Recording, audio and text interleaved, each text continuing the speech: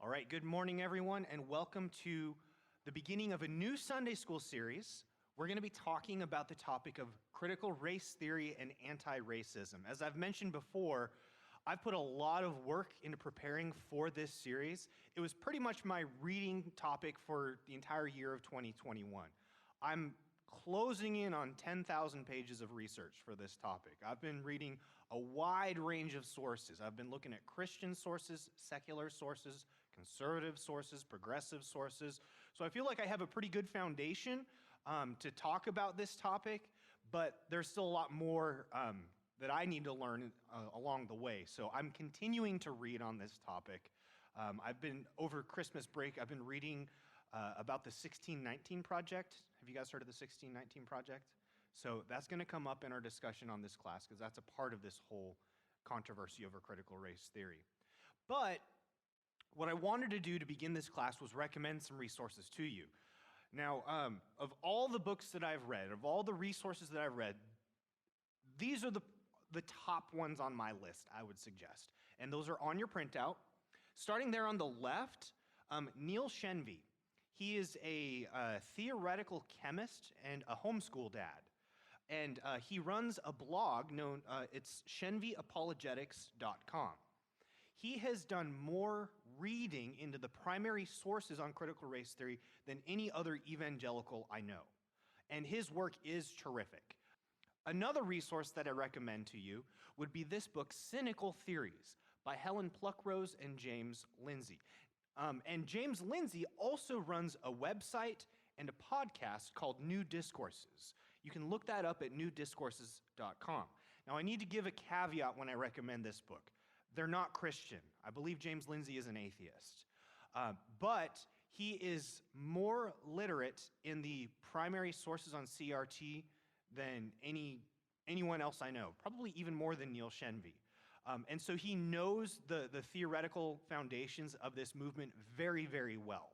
I don't always agree with all of his conclusions, partly because he is coming from a secular atheistic perspective. And so his views on sexuality, for example, I would not agree with. And there's maybe one or two other points as well. However, when it comes to knowledge of the primary sources and accurate critiques of them, he's one of the best sources that I would probably go to. Another book that I would highly recommend, this is probably the most readable source of all the ones that I'm recommending to you. George Yancey's book, Beyond Racial Gridlock. This book was published about 15 years ago, but he was already talking about CRT back then, before any of us had probably ever heard the term CRT. So he's familiar with it, and he's also a very charitable critic. So he'd be coming from a more centrist perspective, I would say. He's an evangelical. I would probably consider myself to be a bit more conservative than him, but he's a very honest, very charitable source, and he presents all the views fairly.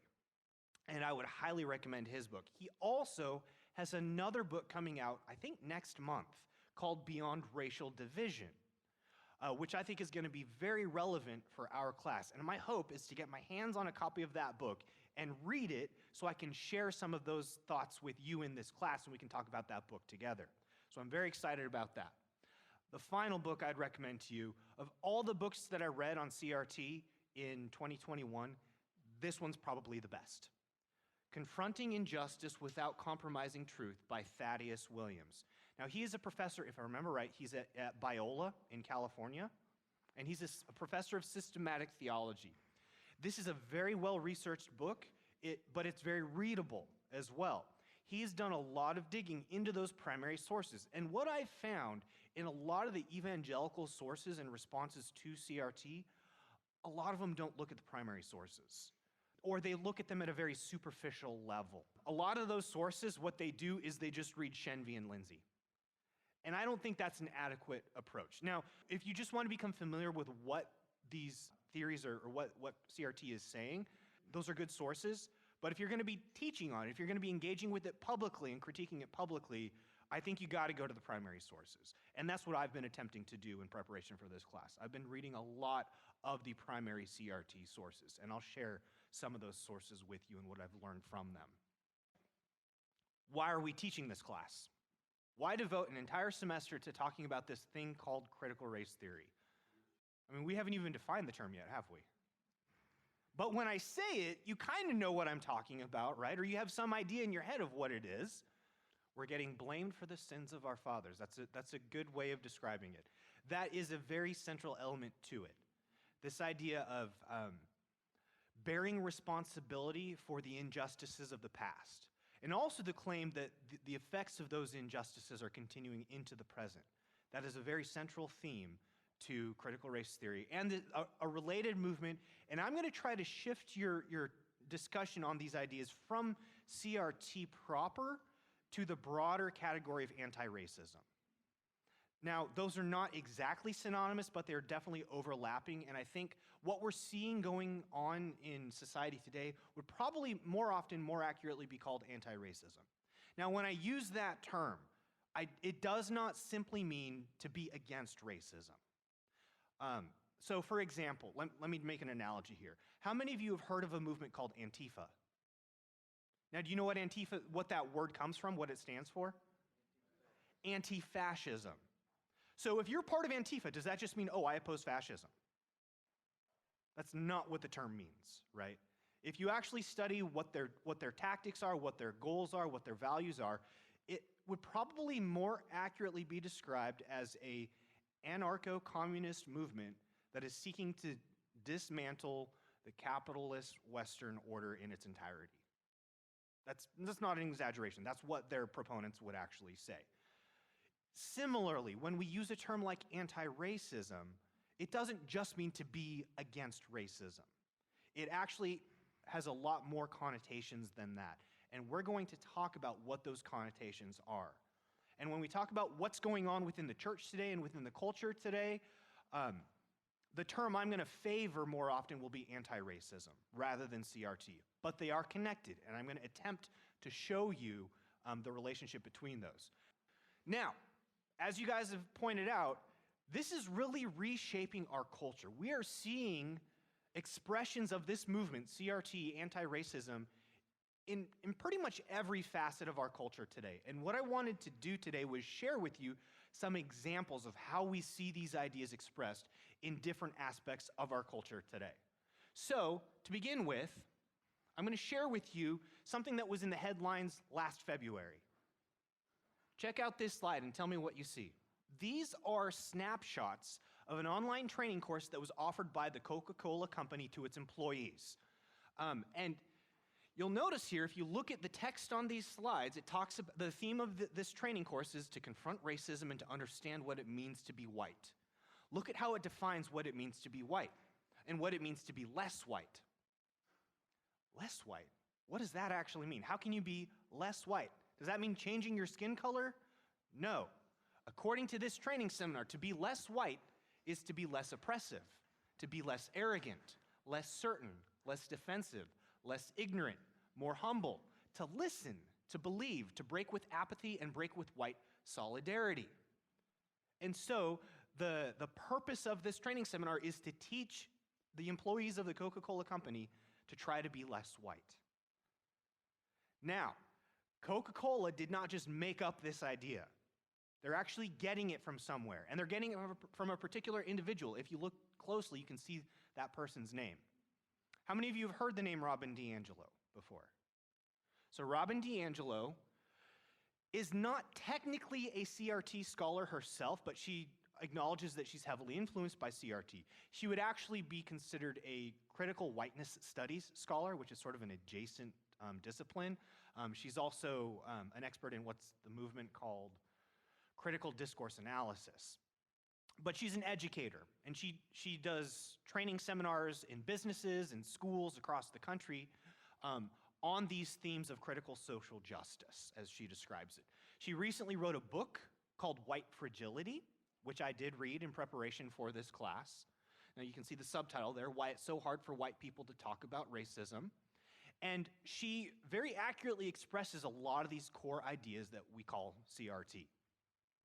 Here's a quote from that book, which is really at the basis of that Coca-Cola training course. The quote says, "I strive to be less white. To be less white is to be less racially oppressive. This requires me to be more racially aware, to be better educated about racism, and to continually challenge racial certitude and arrogance. To be less white is to be open to, interested in, and compassionate toward the racial realities of people of color. To be less white is to break with white silence and white solidarity. To stop privileging the comfort of white people over the pain of racism for people of color. To move past guilt and into action. These less oppressive patterns are active, not passive. Ultimately, I strive for a less white identity for my own liberation and sense of justice, not to save people of color. So as you can see, within CRT and adjacent fields of study, the concept of whiteness and blackness, they're not morally neutral. Whiteness is more than just about skin color.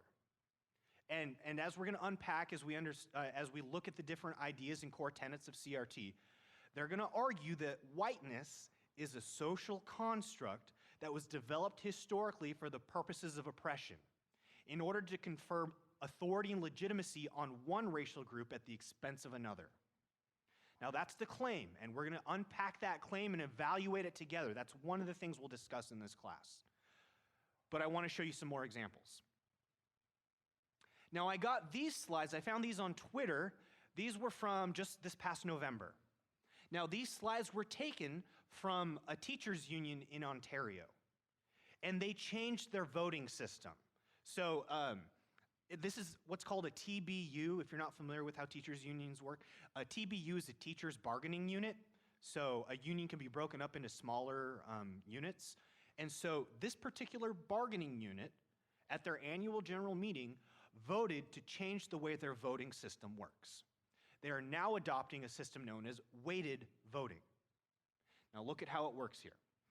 They say that 68% of their voting members agreed. In order to understand the reason why we as a committee created the motion and why 68% of the voting members at the AGM agreed to it, it's important to understand systemic racism and how it manifests within our everyday lives. Now, as you read more and more of these sources, you're going to recognize that there are certain buzzwords that get repeated frequently in CRT discourse, in anti-racist discourse. Systemic racism is one of those. Okay, the very word systemic. You've probably heard that a lot more recently than in the past, haven't you? So we're going to talk about what they mean by that term. But whenever you see that term systemic, that should, trigger your radar and get you to think, okay, so what is the worldview they're coming from? What are the core tenets that they're adopting when they use that term? Further, okay, notice what these other slides say. The past practice of this union was that each voting member represented one vote. But look what they say. Those that do not identify as indigenous, black, and or racialized have direct power over the outcome of the representation within the communities, maintaining the status quo. Status quo is another one of those buzzwords, okay? So when you see that term, that should immediately trigger something for you. That doesn't automatically mean they're adopting CRT, but this is a term commonly used, and so it should alert you to that possibility. How have they changed their voting system? What they say is to address the disproportionate representation of voting members at TBU Council, quorum must include 50% representation from indigenous, black, or racialized members where possible. Otherwise, votes will be weighted to ensure a 50-50 representation. In other words, no matter how many members of the teachers' bargaining unit are white, they can never be more than 50% of the votes. So that if racial minorities constitute less than 50%, their votes are weighted to count for at least 50%. So we're no longer operating on the democratic principle of one citizen, one vote. Okay? In an effort to overturn the status quo, to overturn systemic racism, they now privilege the votes of minorities. Okay? This would be one expression of those core tenets of CRT. So these categories, although they claim they're socially constructed, there's sort of a tension within their system because I can't just claim to be a racial minority, right?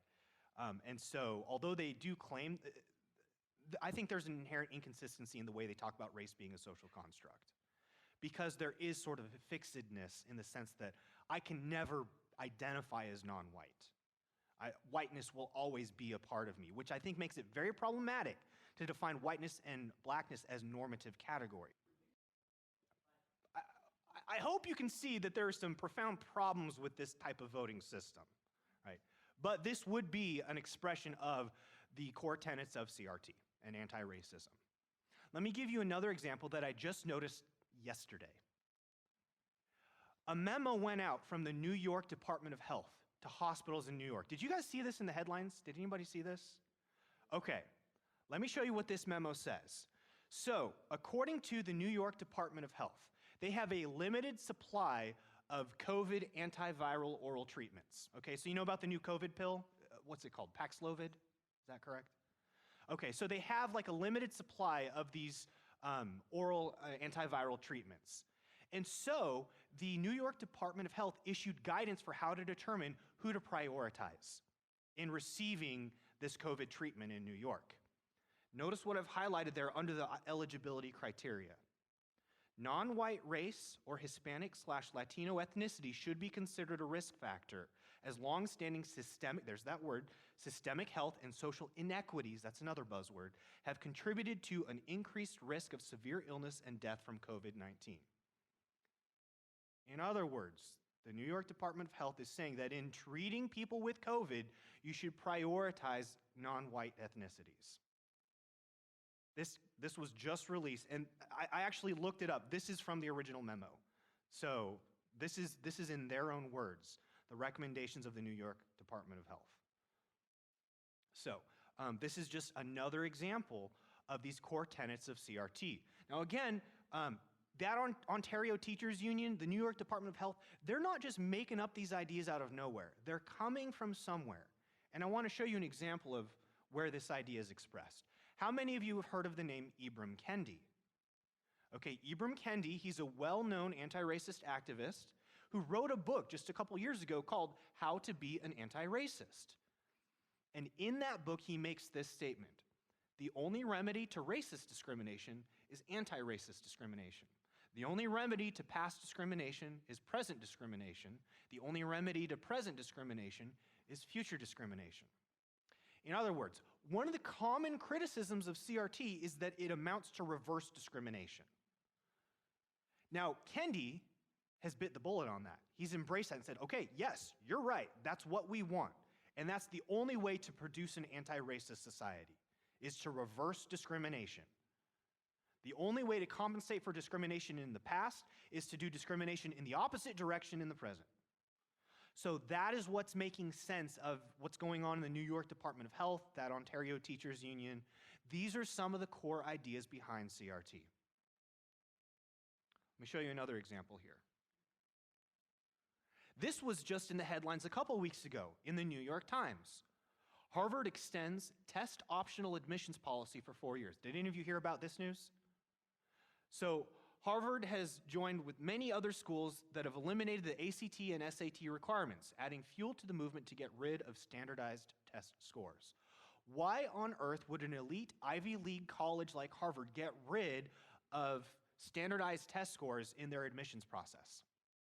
Disparity of scores based by race. That's right. So here's a quote from that article from the New York Times. Standardized test scores have been a rite of passage for generations of high school students and a bane of their existence. Supporters say that they provide a uniform way of evaluating students from different schools and different parts of the country. But critics have long argued that they are racially and culturally biased and do not reflect the true ability of many students, but instead their ability to pay for tutoring. Harvard didn't make up this idea. Again, we can trace it back to folks like Ibram Kendi. Going back to his book, How to Be an Anti-Racist, he says this about standardized testing.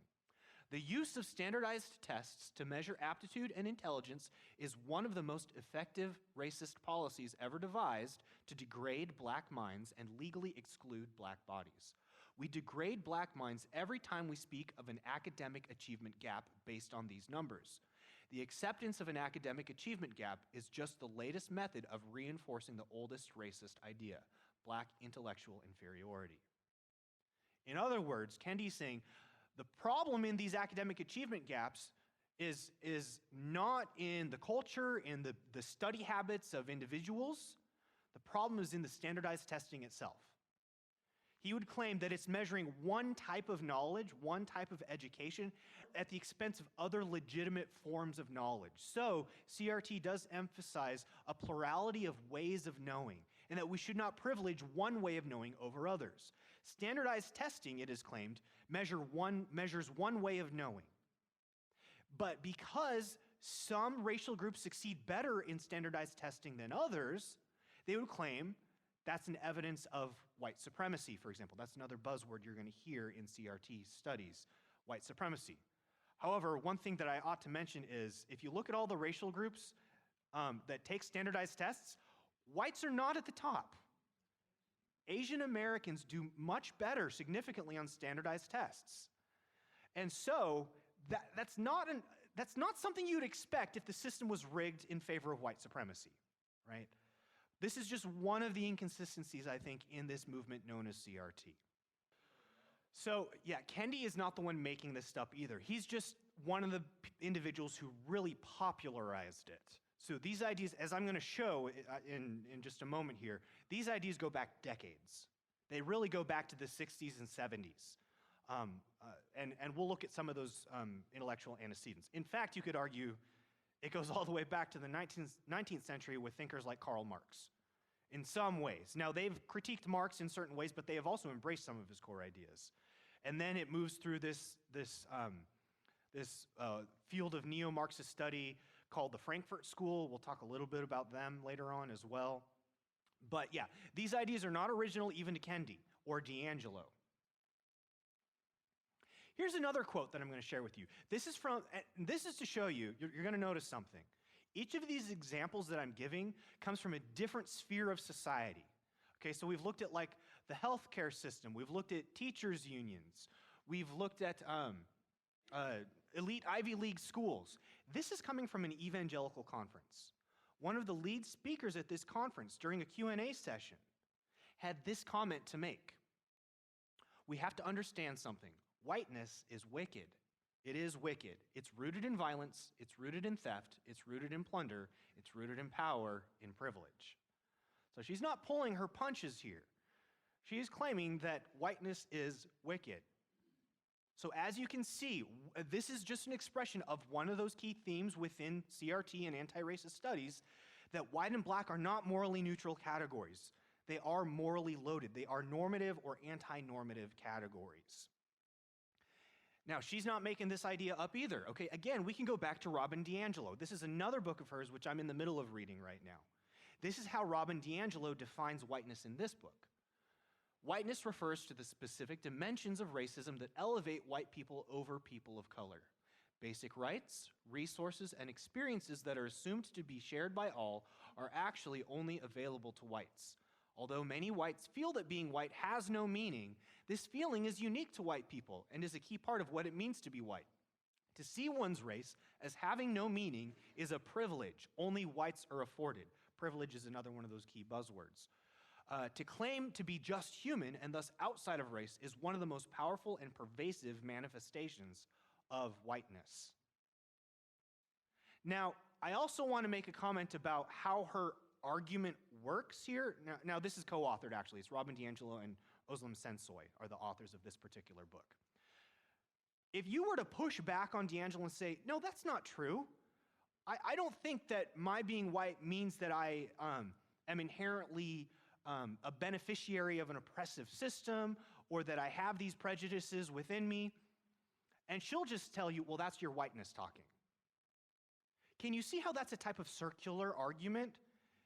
As we'll talk about later on, it's a particular kind of rhetorical fallacy known as a Kafka trap, okay? Where your denial of guilt is actually treated as evidence of guilt.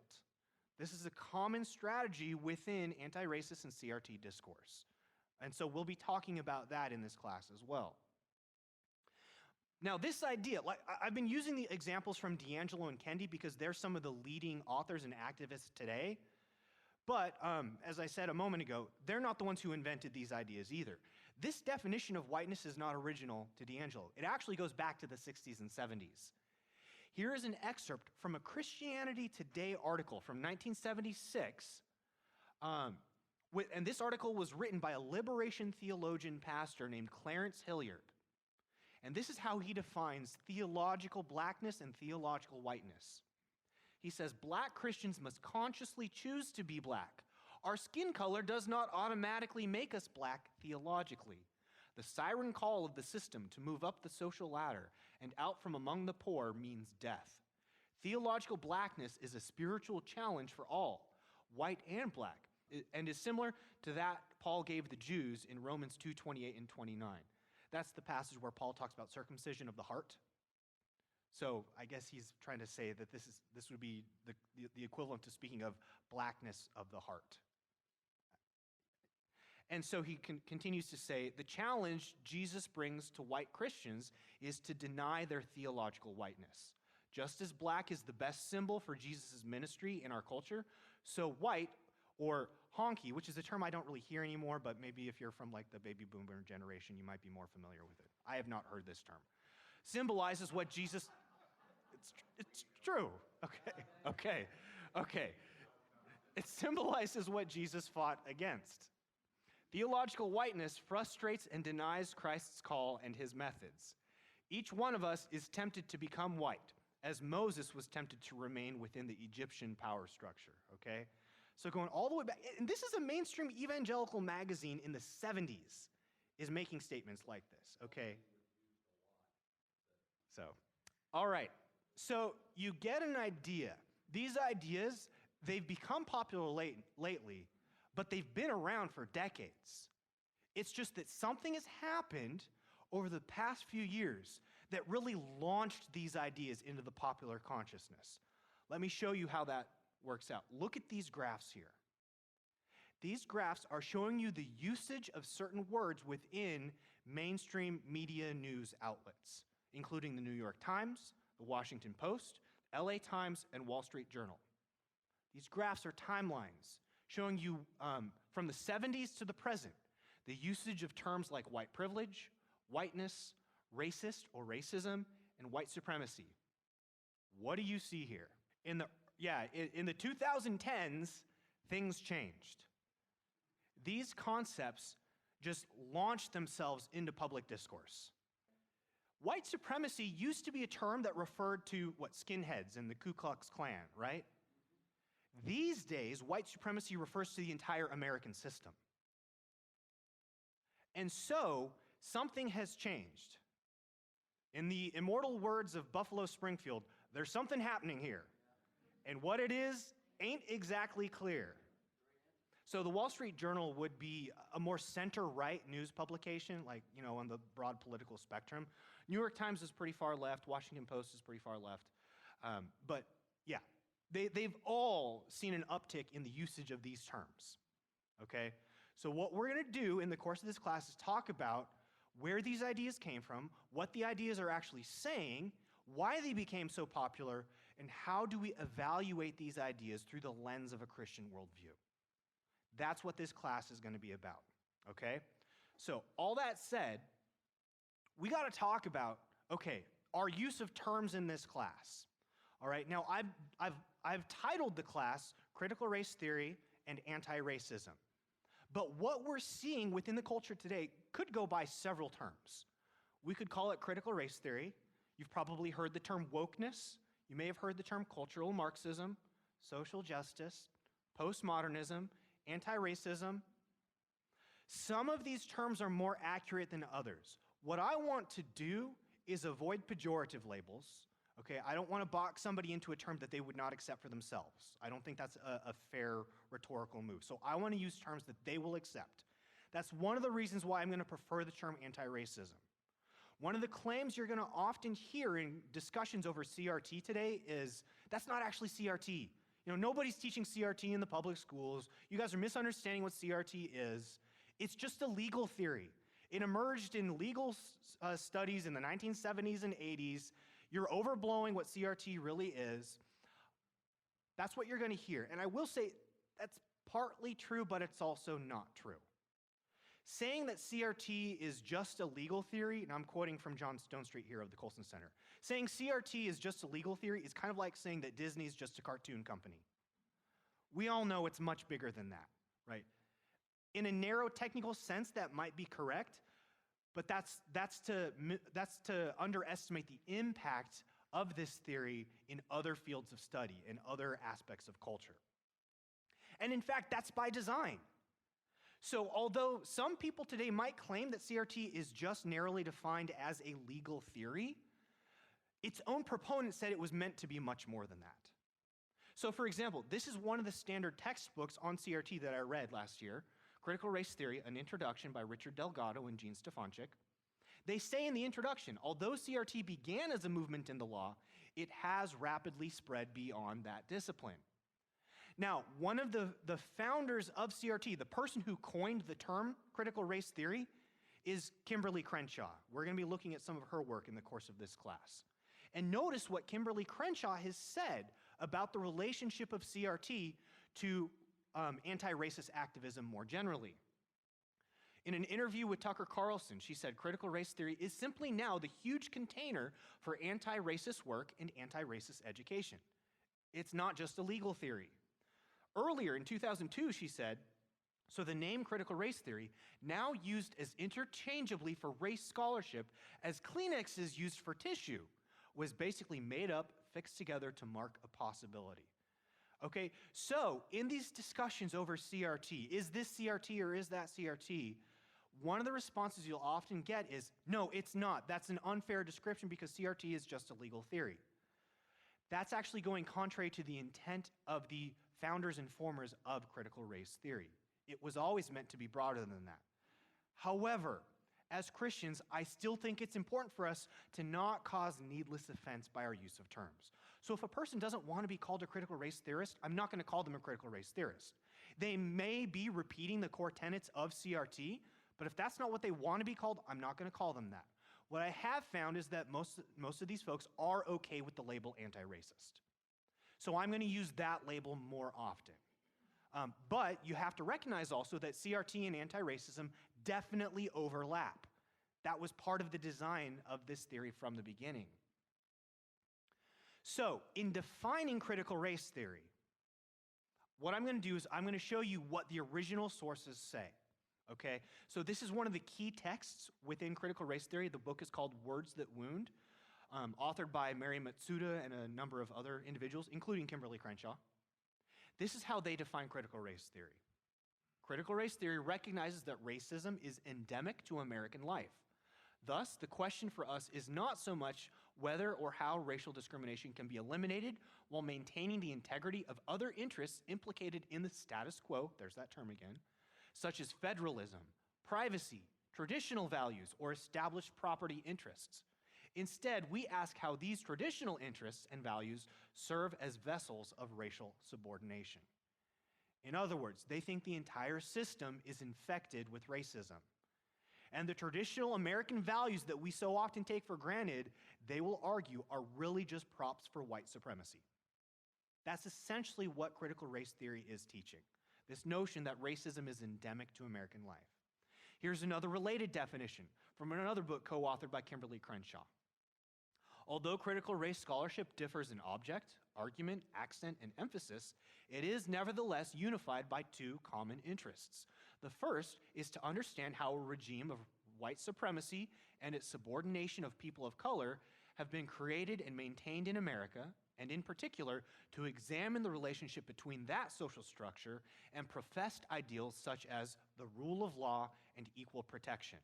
The second is a desire not merely to understand the vexed bond between law and racial power, but to change it.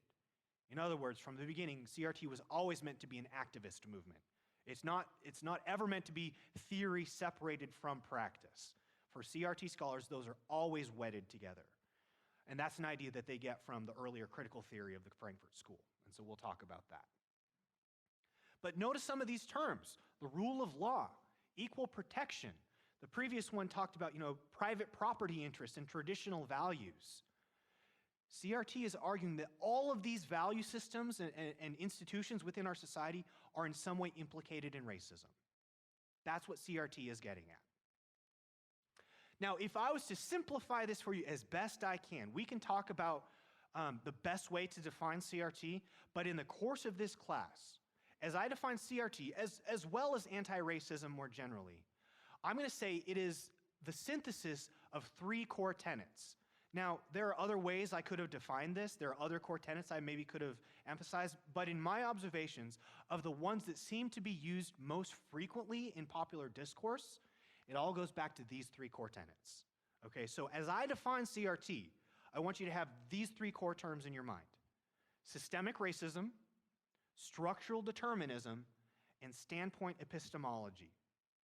Now, let me also add the caveat. CRT scholars did not invent these ideas. They actually came from other fields of study. So, for example, systemic racism is an idea that goes back to sociologist Joe Fegan. Structural determinism is an idea that actually goes all the way back to Karl Marx. Standpoint epistemology actually goes back to feminist scholars from like the 1980s, like Sandra Harding. But what makes CRT unique is that this is the field of study that synthesized all of these ideas together into a comprehensive social framework, or as I would argue, a worldview. So these three ideas, if you understand these three ideas, you understand the heart of CRT and anti-racist activism. So how do I define these terms? Systemic racism is the idea that racism is normal and pervasive in society, even if individuals have no overt racist intent. In other words, you can have a racist society without any racist individuals. That's what we mean by systemic racism. There was actually a book published by that title, Racism Without Racists, by, I think the author's name was Eduardo Bonilla Silva, if I remember that correctly.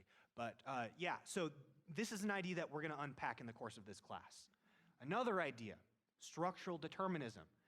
This is the belief that oppressive social structures, and these structures could be legal, they could be economic, they could even be epistemological, the way we understand knowledge and language. All of these structures are the primary source of unequal group outcomes. In other words, this is the theoretical foundation for the idea of privilege or disadvantage. So if you understand structural determinism, you're going to be able to understand this core idea of CRT. And third, standpoint epistemology is a unique approach to knowledge that says the lived experience of marginalized groups, minority groups, should be privileged over the knowledge claims of dominant groups. So, in effect, that means that if you belong to a majority group, your voice doesn't count as much. We need to center the voices of those who are historically marginalized. Their voice counts more. Their claims of oppression should be treated more seriously. Now, I hope you recognize the danger of that. What happens when a minority group makes a false accusation then? Who are you going to listen to then in a situation like that? That's why this idea is so dangerous. We're going to spend a whole class talking about each one of these core tenets. But if you understand these three ideas, systemic racism, structural determinism, and standpoint epistemology, you really do understand the heart of CRT and anti-racist activism more broadly. So that's what we're going to be doing in the course of this class. We'll be unpacking these core tenets and seeing and applying them to different fields of society. So we'll look at the criminal justice system. We'll look at education. We'll look at different disparities in different aspects of society.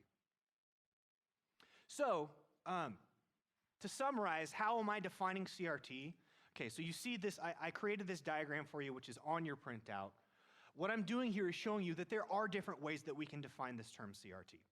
There's a narrower definition, which limits it just to that field of legal studies as it originally developed.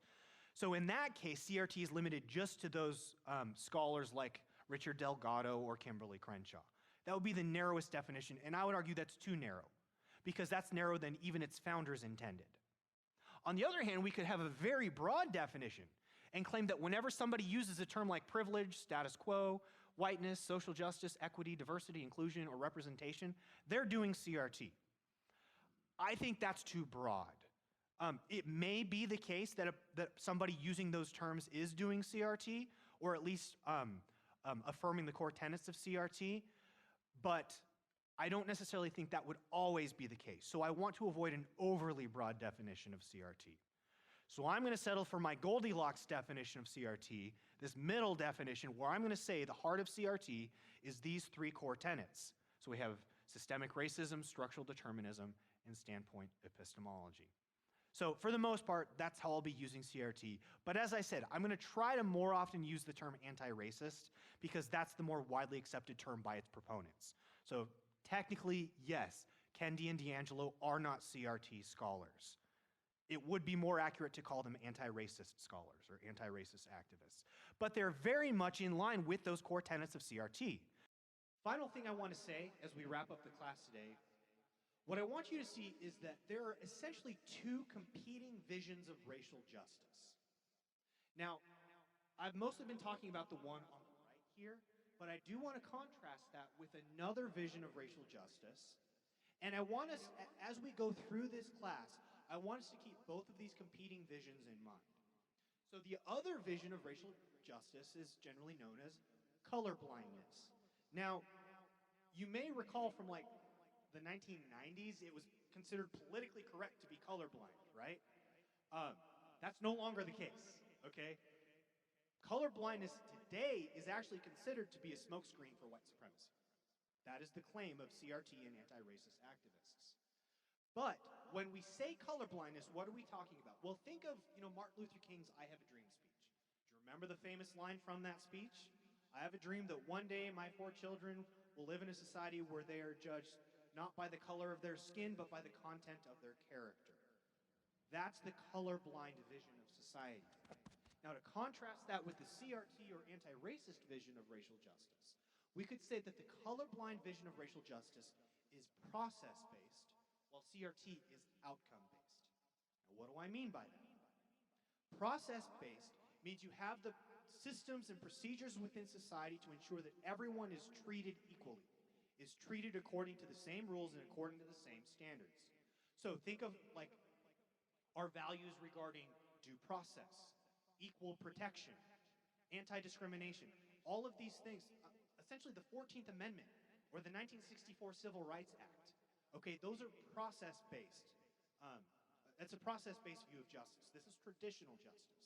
On the other hand, what we can fairly call social justice, which we did a Sunday school class on a couple years ago, social justice is outcome-based.